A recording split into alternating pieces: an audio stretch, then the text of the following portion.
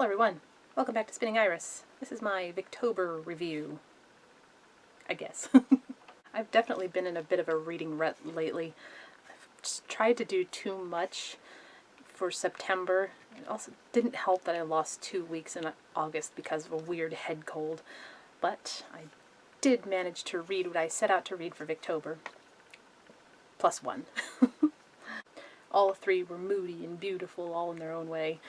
When I started reading Far From the Madding Crowd, I was definitely grateful for having read D.H. Lawrence ahead of time, because it kind of mentally prepared my brain for sort of the way this one was written.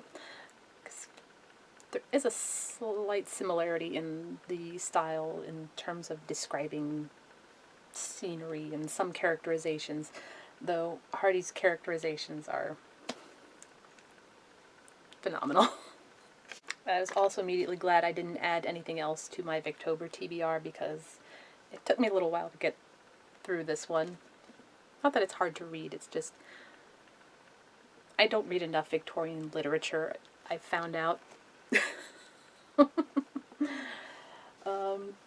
yeah, it took me a little bit to get into the rhythm of the writing. But it was a familiar story, so I knew what was going to happen and kind of when it was going to happen and how it was going to happen. Like when I got towards the end near the climax, I was like, ooh, that's coming, that's coming. Also, it really made me want to watch the Julie Christie adaptation from the 60s, which is an excellent adaptation, by the way. If you haven't seen it, find it. It's really good. Gorgeous novel, never lets up on characters or action or suspense. And yes, very good. While reading The Strange Case of Dr. Jekyll and Mr. Hyde, I had the strange feeling that I had read it before, which is not surprising considering how Jekyll and Hyde are ingrained into popular culture.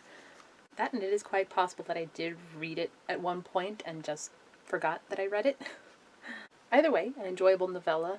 In fact, there was a passage that I had thought about reading aloud for the Read Aloud challenge. But of course, if you've been looking at my channel, you know that that didn't happen. Yeah, that changed after a brief visit to Barnes & Noble one evening. I was looking for something very specific in the sci-fi and then in the horror section, and then my eye caught this. I'd come across Sheridan, Fanu, and Carmilla when I was kind of researching what to read for the Victober challenges, especially the sensational challenge. But I immediately saw this cover and it grabbed me. I mean, look at this cover. Look at this. This is, I know it's shiny, but it's just absolutely gorgeous. It's just captivating. And I said, you know, why not? And then I read the first chapter, and looking at how short it is, I decided, well, yep, I'm going to read this one. And I'm going to read it aloud. The one regret I have is not doing more clear voices for some of the characters. Something to work on for the next time I do a read aloud.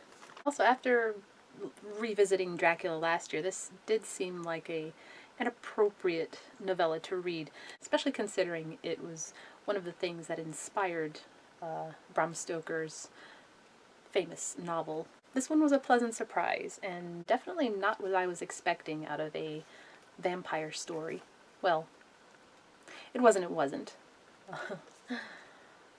But I can definitely see how it influenced not only Bram Stoker, but other vampire novels and other vampire-esque novels that I've read over the years.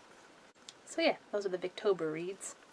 I am currently about halfway through Sir Arthur Conan Doyle's The Lost World for the BookTube spin tag, and I'm going to be starting Chariots of the Gods very soon.